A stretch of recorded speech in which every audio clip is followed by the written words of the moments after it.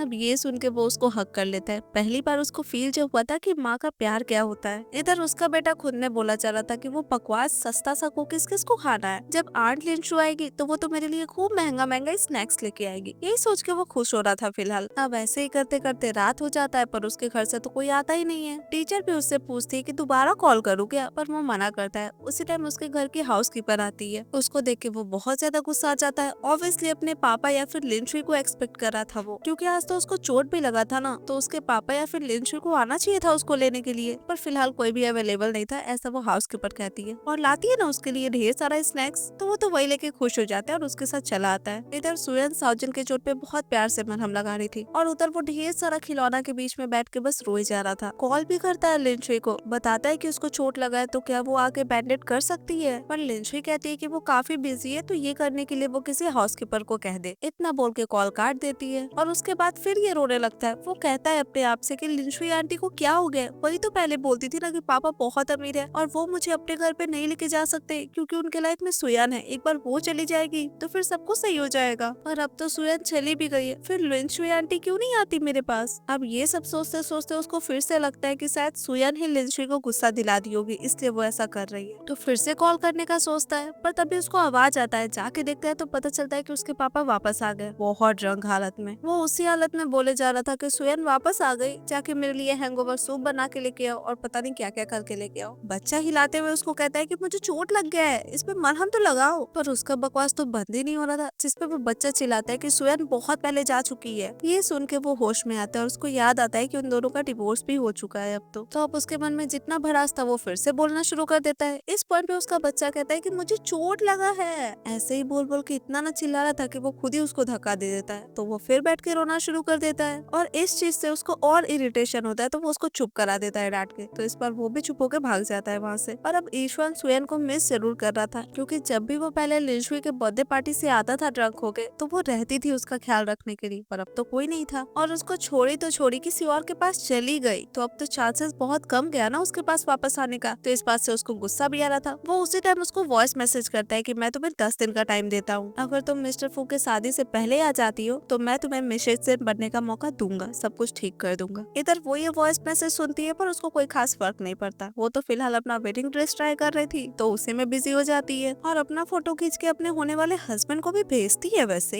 पूछने के लिए कि वो कैसी लग रही है। तो अब ये सब करने के बाद उसको अचानक से ध्यान आता है कि चीसी फेस्टिवल 6 दिन में आएगा, तो क्यों ना चेनवन के लिए कुछ गिफ्ट ले लिया जाए। अब गिफ्ट लेने वो पहुंच तो जाती है, उसको कफलिंग्स पसंद आता है जो पेयर में 16,000 यॉन का था। अब उसके पास इतना पैसा तो था नहीं। हाँ, चेनवन उसको अपना ब्लैक कार्ड दिए थे, पर गिफ्ट अपने पैसों से दिया जाए तो वो ज्यादा अच्छा लगता है ना, तो इसीलिए वो एक ही खरीदने का सोचती है क्योंकि 8,000 यॉन उसके पास था। पर इस टाइम तक लिंसुए भी वहाँ पे आ जाती है और ये सब देख के उस पर हंसना शुरू कर देती है। यही बोलती है कि तुम चेनवन की मिस्ट्रेस हो, फिर भी तुमको वो इतने पैसे नहीं देते हैं क्या कि तुम पेयर में कफलिंग्स भी खरीद पाओ। ऐसे ही कर करके सिर्फ वो क्यों, उसकी दोनों फ्रेंड भी उसको सुनाने लगती है, पर वो कुछ भी रिएक्ट नहीं करती। उसको एक कफलिंग लेना था, वो लेती है और वहाँ से जाने लगती है। इस पॉइंट तक उसका एक्स भी वहाँ पे आता है और उसको कफलिंग लेते हुए देख लेता है। पूछता भी है कि तुम किसके लिए खरीदी हो ये। वो कहती है इससे तुमको कोई लेना देना नहीं है। तब तक तो लिंची वहाँ पे आ ही जाती है और वो सब कुछ बताती है कि ये चेनवन के लिए ली है, 8,000 यॉन का लिए। इतने दिन तक वो तुम्हारे साथ रही है, तुमको कभी भी इतना एक्सपेंसिव गिफ्ट दी है क्या ये। अब ये सुन के ये सेम बात वो उसको कहने लगता है कि तुम मेरे साथ थी तो 100 यॉन का केक खरीदना भी तुमको भारी पड़ रहा था, पर अब उसके लिए 8,000 यॉन का गिफ्ट। इसी बात पे वो उसको सुनाता भी है और फिर से वही एक ही राग लापने लगता है, चेनवन का शादी का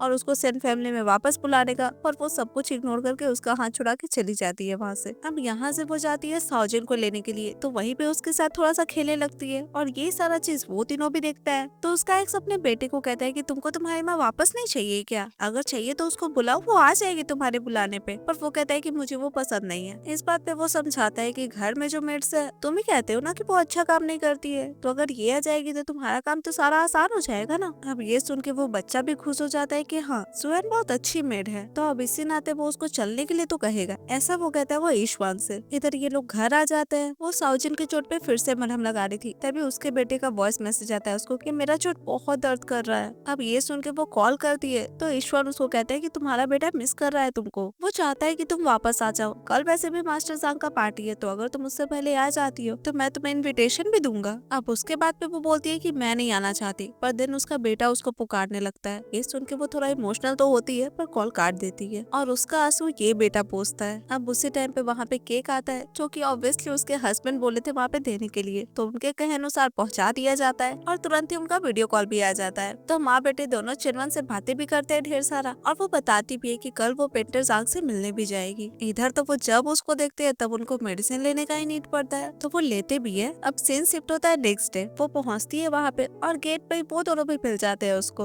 ऑब्वियसली लिंसू इसको कहती है कि तुम्हारे पास इनविटेशन है क्या अंदर जाने का, और उसका एक्स तो उसको ऑफर भी करता है अभी फिर से इनविटेशन, पर वो मना कर देती है। तो वो लोग अपना इनविटेशन कार्ड दिखा के अंदर चले जाते हैं, पर सुयन को रोक लिया जाता है गेट पे। ऑब्वियसली उसके पास इनविटेशन कार्ड नहीं था, इसीलिए वो कहती है कि उसको पेंटर जांग बुलाए हैं, पर फिर भी बिना इनविटेशन के वो अंदर नहीं आ सकती थी। अब ये सब चीज देख के वो दोनों उसको सुनाना शुरू कर देते हैं, वही सब कि चेनवन तुमको एक इनविटेशन कार्ड भी नहीं दिला सकते क्या, लगता है तुम उनके लिए कुछ मायने नहीं रखती हो। अब इस बात पे भी वो कुछ कहती नहीं है। वो उनको कहती है कि उसका नाम सोयन है, तो क्या इस लिस्ट में उसका नाम है। अब वो नाम देखता है तो उसको तो नहीं मिलता, तो वो भी उसको जाने के लिए कहता है। वो जाने लगती है पर फिर उसका नाम मिलता है, तो वो अंदर जाती है और ये देख के वो दोनों फिर से शॉक्ड हो जाते हैं। उसका एक्स फिर से उसके कैरेक्टर को लेके उलझुल बोलने लगता है, पर वो उसको इग्नोर करके आगे बढ़ती है। अब आगे जाती है तो पेंटर जांग का ढेर सारा पेंटिंग्स वो वहाँ पे देखती है, काफी अच्छा था। इस टाइम पे फिर से लिंस भी आके उसको कहती है कि तुमको ये सारा पेंटिंग समझ भी आ रहा है क्या। वो कहती है तुमको समझ आता है क्या। इस बात पे उसका एक्स उसको कहता है कि मैं 3 साल से तुम्हारे साथ रहा हूँ, तुम्हें पेंटिंग नहीं आता मुझे पता है अच्छे से, और लिंची तो उस कंपटीशन की चैंपियन भी थी, तो फिर तुम मुझसे कैसे कम्पीट करने का सोच सकती हो। पेंटर जांग की स्टूडेंट लिंसुई ही बनेगी। इस बात पे वो ज्यादा बहस नहीं करती, वो बस इतना कहती है कि मुझे पेंटिंग आता है या नहीं ये तुम्हें जल्द ही पता चल जाएगा। इतना बोल के वो आगे बढ़ती है, पेंटर जांग से मिलती है, उनको ग्रीट वगैरह करके अपना पेंटिंग उनको दिखाने लगती है, पर तभी लिंसुई भी अपना पेंटिंग घुसा देती है बीच में। तो अब वो दोनों का पेंटिंग साथ में देखते हैं। लिंसुई का पेंटिंग वो पहले देखते हैं तो उनको काफी पसंद आता है वो पेंटिंग, पर वो सोयन का पेंटिंग देखे इससे पहले ही उसका एक्स कहता है कि इसको ड्रॉ करने नहीं आता कुछ भी, मैं इसके साथ रहा हूँ तो मुझे पता है ये चीज। अब ऐसे ही बोलते रहता है। लिंसुई तो उसका पेंटिंग हटाने भी लगती है, पर पेंटर जांग जब वो पेंटिंग देखते हैं तो वो कहते हैं कि ये तो लिंसुई की पेंटिंग से भी बहुत अच्छा है, एकदम प्रोफेशनल लेवल का। तो अब वो सोयन का बड़ाई भी करते हैं और ये चीज लिंसुई को डाइजेस्ट नहीं होता, तो वो तो कहती है कि ये चीट की है। तो अब सारे लोग मिलकर उस पर चीटिंग करने का एलिगेशन लगाने लगते हैं। अब अपने आप को प्रूफ करने के लिए वो फिर से पेंट करने की बात करती है, उसको सारा सामान ला के दिया जाता है और वो एग्जैक्टली वही पेंट करती है जो वो भी दिखाई थी सबको, और ये देख के तो वो दोनों देखते ही रह जाते हैं। और पेंटर जांग बहुत ज्यादा इम्प्रेस होते हैं और वो उसको उसको अपने स्टूडेंट बनाने के लिए मान भी जाते हैं। अब बाहर जाती है तो उसका एक्स उससे माफी मांगता है, क्योंकि ऑब्वियसली उसके बारे में इतना बड़ा बात उसको पता नहीं था अभी तक, पर माफी के साथ एक चांस भी मांगता है उसको दोबारा समझने का, दोबारा शादी करने की बात करता है उससे। अब इस टाइम पे वहाँ पे लिंच हुई आ जाती है और वो सुयन पे चिल्लाना शुरू कर देती है कि तुमको क्या लगता है तुम ड्रॉ कर सकती हो, इस वजह से तुम ईश्वन के लाइफ में फिर से आना चाह रही हो क्या। अब ये सब बकवास उसको सुनने का बिल्कुल मन नहीं था, वो वहाँ से चली जाती है। वहाँ से किंडरगार्टन जाती है, साजिन को लेके वहाँ से घर निकल जाती है और ये चीज उसका एक्स भी देखता है, तो वो उसके पास जाते रहता है। तभी उसका बेटा आ जाता है, वो लॉलीपॉप खरीदने की बात करता है, तो ईश्वर उसको एक स्टोर पे लेके जाता है। वहाँ पे वो ओनर उन दोनों को पहचानता था सुयन के नाम से। सुयन बहुत दिन तक काम की थी वहाँ पे, तो वो तो बच्चे को ऐसे ही कुछ भी दे देता है, पैसे भी नहीं लेता। वो आगे बताते हैं कि उस टाइम पे इस दुकान का भी हालत कुछ खास सही नहीं था, बहुत कम पैसा का कमाई होता था, पर उस टाइम पे सुयन अपना क्लास खत्म करके यहाँ पे आती थी उनका हेल्प करने के लिए, और उससे जो भी पैसा उसका होता था कुछ अपनी दादी को देती थी और कुछ सेव करती थी, क्योंकि उसको एक पेयर स्नीकर्स खरीदना था ऐसा बर्थडे गिफ्ट आपको देने के लिए। अब ये सुन के उसको याद आता है कि उसके बर्थडे पे आई थी सुयन उसके लिए गिफ्ट लेके, पर वो तो देखा भी नहीं था, बस रख दिया था ऐसे ही साइड में। और अब ये सोच के उसको बुरा भी लग रहा था कि बस वो जूता खरीदने के लिए वो इतना मेहनत की और वो तो एक बार भी पहना भी नहीं, आज तक कभी देखा भी नहीं। तो अब ये सोच के अपने बच्चे को कहता है कि हमें तुम्हारी माँ को वापस लाना होगा। इधर नेक्स्ट सुयन आती है कुछ कपड़ा खरीदने के लिए, तो उसको स्टाफ दिखाती है जो अभी नया आया था स्टोर पे वो कपड़ा। सुयन ट्राई करने की बात करती है, तभी एक लड़की आके रोकती है, वो कहती है कि वो खरीदना चाहती है ये दोनों कपड़ा। अब वो स्टाफ कहती है कि पहले सुयन देखी थी तो ये ड्रेस सुयन को मिलना चाहिए, पर तभी वो लड़की अपना वीआईपी कार्ड दिखाती है उसको, तो इसलिए स्टाफ सुयन को मना करने लगती है। तो अब सुयन अपना भी कार्ड निकाल के दिखाती है, क्योंकि वो भी वीआईपी कस्टमर है। अब बेचारी स्टाफ करे तो करे क्या, वो कंफ्यूज हो जाती है। इतनी देर में वो लड़की सुयन को कहती है कि ये चिनवन का कार्ड है ना, मेरे चाइना आने से पहले मैंने सुना था कि चिनवन एक नैनी रखे हुए है, तो वो तुम हो, तुम ध्यान रखती हो शाओचिन का, तो अच्छा है। इतना बोलने के बाद वो स्टाफ को कहती है कि ये दोनों कपड़ा तुम इसी को दे दो, मेरी तरफ से गिफ्ट। इतना बोल के वो तो चली जाती है। तभी स्टाफ आके सुयन को बताती है कि ये सू फैमिली की बेटी है और ये और मिस्टर फू दोनों बचपन के दोस्त हैं, तो इन दोनों का एंगेजमेंट भी हो चुका है, इसीलिए थोड़ी सी रूड है। अब ये सुयन नहीं जानती थी, क्योंकि चिनवन उसको कभी बताए ही नहीं थे, तो वो आगे कुछ नहीं कहती, वो ड्रेस लेके चली जाती है। इधर बाहर आके वो लड़की चिनवन को कॉल करती है, वो कहती है कि मैं चाइना वापस आ गई हूँ, मुझे वेडिंग इन्विटेशन मिला, शादी पैराडाइज आइलैंड पे हो रही, ये मुझे बहुत पसंद आया, और अभी तक तो तुम वेडिंग ड्रेस सिलेक्ट कर लिए होगे ना। इस बात पे वो कहते हैं कि वेडिंग इन्विटेशन पे भले फू फैमिली और सू फैमिली के बीच में शादी हो रहा है ये लिखा है, पर ये सू फैमिली तुम्हारा सू फैमिली नहीं है, लुओफेई, मतलब उस लड़की का नाम लुओफेई था। ये सुन के लुओफेई कहती है कि मुझे पता है तुम गुस्सा हो, 5 साल से मैं बाहर चली गई थी और तुम्हें कांटेक्ट भी नहीं की, तो अब चिंता मत करो, मैं तुमसे वेडिंग डे के दिन मिलती हूँ। इतना बोल के वो कॉल काट देती है। इधर उससे बात करने के बाद वो कॉल करते हैं सुयन को, पूछते हैं कि वो क्या कर रही है क्या नहीं। वो भी कहती है कि कुछ नहीं कर रही हूँ, पर उसके टोन से उनको समझ में आ जाता है कि उसका मूड ऑफ है, तो वो रीजन पूछते हैं। वो डायरेक्टली पूछती है कि आपका एंगेजमेंट मिस सू से हो चुका था क्या। वो कहते हैं हाँ, पर मैं शादी के लिए रेडी नहीं था। इतना बोल के वो कहते हैं कि 1 वीक में हमारा शादी है, तो मैं भी ट्राई करता हूँ जल्द से जल्द वहाँ आने का। यहाँ से सीन शिफ्ट होता है ईशान पे। वो ढेर सारे गिफ्ट्स का अरेंजमेंट कर रहा था और साथ में एक रिंग का भी, पर क्यों, तो वो सुयन को फिर से प्रपोज करने वाला था, इसीलिए वो अपने आदमी को कहता है कि ये सारा गिफ्ट्स पैराडाइज आइलैंड में भिजवा देने के लिए, मतलब जहाँ मिस्टर फू का शादी होने वाला था उसी आइलैंड पे भिजवा देने के लिए। और जिस दिन मिस्टर फू का शादी होगा वो उसी दिन उसको प्रपोज करने वाला था। पर ऐसा क्यों, तो उसके दिमाग में चल रहा था कि जब मिस्टर फू सू फैमिली की बेटी लुओफेई से शादी करेंगे तो सुयन का दिल टूट जाएगा ये देख के, और वो सबसे अच्छा टाइम है उसको प्रपोज करने का, वो मान भी जाएगी, इसका भी पॉसिबिलिटी है अगर थोड़ा प्यार से बात किया जाए उस टाइम उससे। तो यही सब सोच के वो खुश हो रहा था। इधर वो अपने बच्चे को घर पे लेके आती है और उसको आराम से रहने के लिए कहती है, क्योंकि उसको उसके डैड के लिए कुछ सरप्राइज अरेंज करना था शादी से पहले, तो उसके लिए तो जाना पड़ेगा ना उस आइलैंड पे, तो इसलिए वो बच्चे को घर पे छोड़ के वहाँ के लिए निकल जाती है। अब कार में बैठती है तो उसको चेरोन का कॉल आता है। वो पूछते हैं कि इतना रात में कहाँ जा रही है। वो तो कुछ भी कह देती है, पर साथ में वो भी क्वेश्चन करती है कि आप कहाँ जा रहे हैं। वो कहते हैं मैं मीटिंग में जा रहा हूँ। तो ऐसे ही बात करके दोनों कॉल डिस्कनेक्ट कर देते हैं। तब दोनों ही रिलैक्स होते हैं, क्योंकि दोनों ही एक दूसरे से झूठ बोले थे, दोनों ही एक दूसरे को सरप्राइज देने के लिए पैराडाइज आइलैंड जा रहे थे। इधर ईश्वर में निकल गया था वहाँ जाने के लिए, क्योंकि उसको भी सारा अरेंजमेंट देखना था। अब वहाँ पे पहुँच के दोनों एक दूसरे से मिल भी जाते हैं और दोनों एक दूसरे को कन्फ्रंट भी करते हैं कि दोनों एक दूसरे को सरप्राइज देने के लिए पहले आए। तो अब चिनवन उसको अपने विला लेके आते हैं। वहाँ पे उसका बनाया हुआ ढेर सारा पेंटिंग्स था, तो वो उनसे क्वेश्चन भी करती है कि इतना सारा पेंटिंग आपके घर पे क्या कर रहा है, जो मैंने अपने ग्रेजुएशन पीरियड में ड्रॉ किया था। वो कहते हैं मैंने सब खरीद लिया था, और जिस टाइम तो पानी में गिरी थी ना, वो हमारा पहला मीटिंग नहीं था। अब पहला मीटिंग कब था ये क्वेश्चन अराइज होता है। तो वो कहते हैं कि मैं शादी के बाद बताऊंगा। तो अब ये सारी बातें होने के बाद वो कहते हैं कि शादी कल है तो हमें रेस्ट भी करना चाहिए। तो अब दोनों जाके सोते हैं। वहाँ पे उनको फिर से बहुत ज्यादा डिस्कम्फर्ट ऑड फील होता है, पर इस बार वो थी उनको थोड़ा बेटर फील करवाने के लिए। तो ऐसे ही करके दोनों सो जाते हैं उस टाइम। अब नेक्स्ट डे वो अपनी ग्रैंडमा को लेकर वहाँ पे आती है, थोड़ा बहुत ऐसे ही बात करके उनको बैठने के लिए कहती है। तभी वो नोटिस करती है कि वहाँ पे लुओ फेई आ रही है और उसको लग रहा था कि ये शादी उसका और चेनवन का है, तो वो उसी हिसाब से अपनी असिस्टेंट से बातें कर रही थी। और इतनी देर तक वो भी देख लेती है सुयन को। तो वो कहती है कि तुम नैनी, तुम्हारे यहाँ पे क्या काम है? वो कहती है मैं नैनी नहीं हूँ। तो कौन हो? इस बात पे उसकी असिस्टेंट कहती है कि मैंने सुना है वाइस प्रेसिडेंट का अफेयर है इससे। अब ये सुन के उसको गुस्सा तो आता है, पर वो अपनी असिस्टेंट को इशारा करती है। तो उसकी असिस्टेंट सुयन को 5 मिलियन का कार्ड ऑफर करती है यहाँ से जाने के लिए, पर ऑब्वियसली वो कार्ड एक्सेप्ट नहीं करती है, जिसपे लुओ फेई उसको सुनाने लगती है कि चेनवन तुमसे शादी नहीं करने वाले, वो मुझसे शादी करने वाले हैं। वो बस मुझे प्रोवोक करने के लिए तुम्हारा यूज किया, दैट्स इट। और ये शादी का सारा अरेंजमेंट वो मेरे पसंद से किया है। पर कैसे? तो इसका आंसर उसके असिस्टेंट देती है। वो कहती है ये जो भी फ्लावर्स यूज हुआ है ये मिस सू का पसंदीदा फूल है। जो वेन्यू का मेन कलर्स यूज किया गया है व्हाइट एंड ब्लू, ये भी इनका फेवरेट कलर है। और जो कारपेट का लेंथ है वो 9.08 है। और हमारी मिस सू का बर्थडे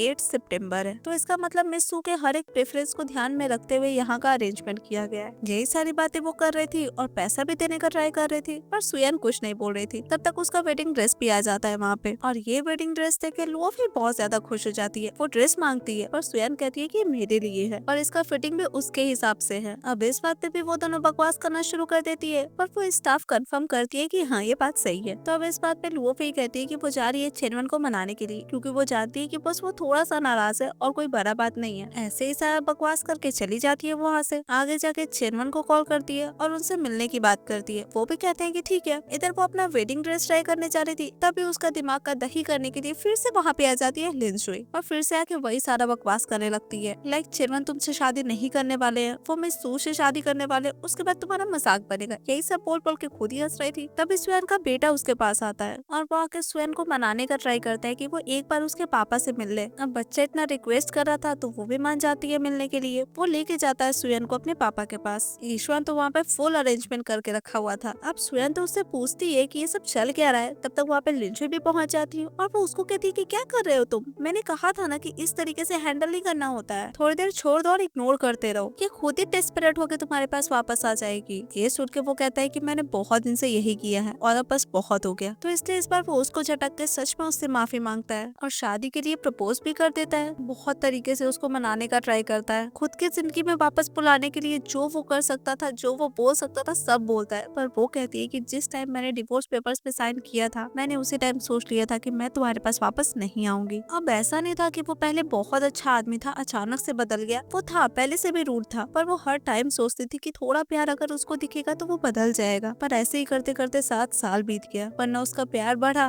न वो सच बोलना सीखा। तो अब ये तो तय था कि वो कितना बार भी बोल ले, पर वो उस पर विश्वास नहीं करने वाली थी। उसके लाइफ में वापस आने का कोई गुंजाइश नहीं था। तो इसलिए वो अपने एंड से सब कुछ क्लियर करके वहाँ से जाने लगती है। पर तब उसका बेटा रो धो के उसको मनाने का ट्राई करता है, पर इस बार वो अपने बेटे के आंसू पे भी नहीं पिघलती। तो अब ईश्वन अपने गला पे चाकू रख लेता है, इस तरीके से भी उसको रोकने का ट्राई करता है, पर उसको पता था कि ईश्वन खुद के साथ कुछ नहीं करेगा, तो वो उसको ऐसे भी इग्नोर करके जाने लगती है। तो अब जब ये भी बेहतरा काम नहीं आता, तो वो उसको हर तरीके से ये भरोसा दिलाने पे लग जाता है कि चेनवन उससे शादी नहीं करने वाले हैं, वो मिस सू से शादी करने वाले हैं, सू लुओ फेई से। अगर उसको भरोसा नहीं हो रहा है तो वो कॉल करके देख ले। अब उसको भरोसा नहीं था ऐसा नहीं था, पर ईश्वन को प्रूफ करने के लिए वो कॉल करती है, पर कॉल लगता नहीं है और इस वजह से उन दोनों को एक बार फिर से बोलने का मौका मिल जाता है। तब वो कॉल करती है उनके आदमी को, पूछती है कि मिस्टर फू का फोन क्यों ऑफ है, जिसपे उसको पता चलता है कि चेनवन लुओ फेई से मिलने के लिए गया है। अब ये सुन के तो वो लोग और हंसने लगते हैं। वो कहती है कि ये मैटर हम दोनों के बीच का है और वहाँ से जाने लगती है, पर अब उसका आदमी उसको पकड़ लेता है और वेडिंग वेन्यू पे लेके चलने के लिए कहता है। क्यों? क्योंकि वो चाहता था कि वो अपने आंखों से चेनवन का शादी होते हुए देखे, पर वो कहती है कि मुझे अपना ड्रेस चेंज करना है, वेडिंग ड्रेस पहनना है। तो इसे जबरदस्ती छुड़ा के चली जाती है अंदर। अब चेंज करके तो आ जाती है, मतलब दुल्हन तो आ गई थी, पर दूल्हे का तो कोई पता ही नहीं था। पर ऐसा नहीं था, सुयन को ज्यादा देर वेट करना नहीं पड़ता, थोड़ी देर में चेनवन आ जाते हैं वहाँ पे, वो भी रेडी होके, और आते ही वो अनाउंस करते हैं कि उनकी होने वाली दुल्हन सुयान है। हाँ, मानना थोड़ा टफ था उन दोनों के लिए, पर उनके इस बात से वो दोनों को भी भरोसा हो जाता है कि वो सुयन से ही शादी कर रहे हैं। पर तमाशा भी खत्म नहीं हुआ था, लुओ फिर से वहाँ पे आ जाती है और वो चेनवन को कहती है कि मैं आ गई, तो अब नाटक करना बंद करो, और सुयन को साइड होने के लिए कहती है। पर चेनवन उसको रोकते हैं। वो उसको क्लियर करते हैं कि हम दोनों का शादी नहीं हो रहा है, मेरी सिर्फ एक ही फियोंसे है और वो सुयान है। अब उनके इस बात पे भी उसको भरोसा नहीं होता। वो कहती है कि अगर तुम्हारा शादी सुयन से हो रहा है तो सब कुछ मेरे प्रेफरेंस के हिसाब से क्यों डेकोरेट किया गया है। वो कहते हैं कि ये सब क्या बकवास है, ये सारा कुछ सुयन के पसंद का है। अब वो कैसे? तो वो जो भी फ्लावर्स यूज किए हैं ना, वो कॉलेज टाइम पे ड्रॉ की थी सुयन, और उसके पेंटिंग में जो लड़की इन फूलों को तोड़ रही थी वो व्हाइट एंड ब्लू कलर का ड्रेस पहनी थी, तो उसी कलर का सारा अरेंजमेंट है। और बात रहा कस्टमाइज्ड कारपेट के लेंथ का, जो कि 9.08 था, तो वो बताते हैं कि 8 सितंबर को मैं पहली बार मिला था सुयन से। तो ये सब सुन के थोड़ा बहुत चिल्लाती है, और भरोसा करे ना करे इससे उनको क्या लेना देना था, उसको तो निकाल दिया जाता है वहाँ से। और उसके बाद शुरू होता है उनके शादी का रिचुअल। दोनों एक दूसरे के साथ रहने का प्रॉमिस करते हैं, और उन दोनों के लिए रिंग्स लेके आता है उनका बच्चा। तो अब दोनों एक दूसरे को रिंग पहनाते हैं, किस करते हैं, एंड ये शादी यहाँ पे कंप्लीट हो जाता है। पर रुकिए रुकिए, कहानी खत्म नहीं होता। तब शादी करने के बाद वो बाहर जाते हैं, तो वो ईश्वर को देखते हैं, अपने बेटे को लेके जाते हैं। ये देख के वो कहते हैं कि ये बच्चा सुयन की तरह बिल्कुल भी नहीं लगता, तो इसलिए उसका बैकग्राउंड चेक करने के लिए कह देते हैं। यहाँ से वो लोग घर आते हैं। आज उन लोग का वेडिंग नाइट था, तो अब तो खुद पे कंट्रोल रखने जैसा कोई बात था नहीं उनके लिए, तो वो लोग ये टाइम अच्छे से स्पेंड करते हैं एक दूसरे के साथ। अब नेक्स्ट उनका बच्चा उनको उठाता है, पर क्यों? तो वो पूछता है कि आप लोग रूम क्यों बदल लिए? अब बच्चा का पीछा करते करते एक आदमी भी वहाँ पे आते हैं, जिनको चेनवन कहते हैं, रूम ठीक करवा देने के लिए। मतलब उनका बेड टूट गया था उस रूम का, तो उसको बनवा देने के लिए। अब ये सब बात करके वो लोग तो चले जाते हैं। अब ऑब्वियसली थोड़ा सा खराब लगता है सुयन को, तो वो यही बातें कर रही थी चेनवन से, तभी एक और आदमी आता है उनके रूम में, और वो आके बताता है कि इन्वेस्टिगेशन से पता चला है कि वो बच्चा और ईश्वर दोनों बाप बेटे नहीं है। तो इसलिए वो पूछते हैं कि सुयन उसके साथ पैटर्निटी टेस्ट करवाना चाहती है या नहीं, तो वो भी करवाती है, और पता चलता है कि ये बच्चा तो उसका भी नहीं है। अब उसका दिमाग खराब के 5 साल से वो जिसको पाल रही है वो बच्चा है कौन? तो अब इसका असर तो उसको ईश्वर से लेना ही पड़ेगा ना, इसीलिए वो वहाँ जाने की बात करती है। हाँ, चेनवन कहते हैं कि मैं भी चलूं, वो कहती है नहीं, मैं खुद देख लूंगी। वो वहाँ जाती है, रिपोर्ट फेंकते हुए क्वेश्चन करती है कि वो बच्चा मेरा नहीं है, बताओ सच क्या है। अब हाथ में रिपोर्ट था, तो वो मना भी नहीं कर सकता था सच बताने से, उसको सच बताना पड़ता है। पहले तो वो माफी मांगता है उससे, फिर वो सच बताता है। वो कहता है कि वो जब अपने दोस्तों से बेट लगाया था, तब वो उससे प्यार व्यार थोड़ी करता था, तो वो उसके साथ नाइट स्पेंड करना नहीं चाहता था, इसीलिए वो लिंची का बात मानते हुए कोई भी ऐसे ही रैंडम सिक्योरिटी गार्ड को भेज दिया था उसके रूम में, जिससे कि वो प्रेग्नेंट हुई थी, और वो किसी और का बच्चा पालना भी नहीं चाहता था, या फिर किसी तरीके का शक हो ये भी नहीं चाहता था, तो इसीलिए वो किसी और का न्यूबॉर्न बेबी उठा के ले आया, जिसको वो लोग अभी तक पाल रहे थे अपना बच्चा समझ के। अब ये सुन के उसको बहुत गुस्सा आता है, वो उसको मारती भी है और साथ में पूछती भी है कि उसका बच्चा कहाँ है। वो कहता है कि वो उसका बच्चा उसे सिक्योरिटी गार्ड को दे दिया था फेंक देने के लिए, तो शायद वो बच्चा मर गया होगा। ये सुन के तो वो और एक थप्पड़ उसको जड़ती है, बहुत सुनाती है, और वहाँ से चली जाती है। इधर उसको बुरा तो बहुत लगता है, पर वो याद करता है कि उस दिन हुआ क्या था। वो उस आदमी का फोटो खींचा था जो सुयन के रूम में जा रहा था, और वो आदमी कोई और नहीं, चेनवन ही थे। और तब उसको मैसेज आया था उससे सिक्योरिटी गार्ड का कि वो ये काम करने के लिए नहीं आ सकता, और जितना पैसा ये दिया था उसको वो भी वो वापस कर दिया था। अब ये सच वो जानता था, पर वो सुयन को इसलिए नहीं बताया क्योंकि अगर उसको पता चल जाए कि वो रात वो चेनवन के साथ स्पेंड की थी, तो शायद वो उनसे और भी ज्यादा प्यार करने लगेगी। इधर वो आके सारा सच बताती है अपने हस्बैंड को। खराब भी लग रहा था उसको, पर वो कहते कि तुम्हारी कोई गलती नहीं है, और मैं हूँ ना, और चाहे कुछ भी हो जाए मैं तुम्हें सपोर्ट करूंगा। तो अब ये सुन के थोड़ी देर के लिए तो उसको भी अच्छा लगता है। तब ये असिस्टेंट आके बताता है कि कोई सिक्योरिटी गार्ड आया है, तो वो आपसे मिलना चाहता है। सुयन अंदर लाने के लिए कहती है। वो आके पहले माफी मांगता है, फिर अपने बारे में बताता है। साथ में वो ये भी कहता है कि वो सुयन का शादी होते हुए देखा है चेनवन से। तभी उसका चेहरा देख के उसको 6 साल पहले का इंसिडेंट याद आया है। तो बस यहाँ पे वो सच बताने के लिए आया है। और सच था क्या? तो ईश्वर ने उसको 100,000 यौन दिया था उसके साथ सोने के लिए, पर जब वो होटल इंटरेस्ट पे गया तो उसका मन नहीं माना, तो वो वहाँ से रिटर्न हो गया और सारा पैसा भी ईश्वर को वापस कर दिया। वैसे उसके बच्चे को हार्ट डिजीज था, इसीलिए वो ये काम करने के लिए माना था क्योंकि पैसा का नीड था। तो इसीलिए वो स्वयं से माफी मांगता है क्योंकि एक टाइम पे ये करने के लिए वो माना तो था ना। पर फिर वो आगे बताता है। वो कहता है कि ईश्वर मुझे आपका बच्चा दिया था उसको मार देने के लिए, पर मेरा मन नहीं माना, मैंने उस बच्चे को फूजी स्टेट भिजवा दिया था। अब ये सुन के उनको शौक लगता है क्योंकि ये बच्चा कोई और नहीं, शाओजिन ही है। इसका मतलब शाओजिन सुयन का बेटा है। ये अच्छे से प्रूफ करने के लिए वो तुरंत पैटर्निटी टेस्ट करवाने का ऑर्डर दे देते हैं। तो अब वो करवाने के लिए वो आदमी तो चला जाता है, पर तब सिक्योरिटी गार्ड उनको थैंक यू बोलता है क्योंकि उनके चैरिटेबल फाउंडेशन की वजह से उस आदमी का बेटा बच पाया था। उनके फाउंडेशन की वजह से ही उस आदमी के बेटे का इलाज हो पाया। तो इसी बात का वो उनको थैंक यू बोल रहा था। इधर करके सारे हाउसकीपर्स मिलकर बात कर रहे थे कि ये बच्चा तो ना सुयन का है और ना ही ईशवान का, और साथ में ये भी बोल रहे थे कि लिंशी जो इस पे इतना मेहरबान थी वो तो बस ऐसे ही कर रही थी ये सारा कुछ, वो इसकी माँ बनना थोड़ी चाहती थी। ऐसी ही बातें सारे लोग कर रहे थे और ये सारी बात उस बच्चा को बिल्कुल भी अच्छा नहीं लग रहा था। पर तभी वहाँ ड्रंक हालत में उसके पापा आते हैं। ऑब्वियसली लिंशी संभाल रही थी उसको। वो अपने पापा से पूछते हैं कि सारे लोग सच बोल रहे क्या, आप मेरे पापा नहीं हो।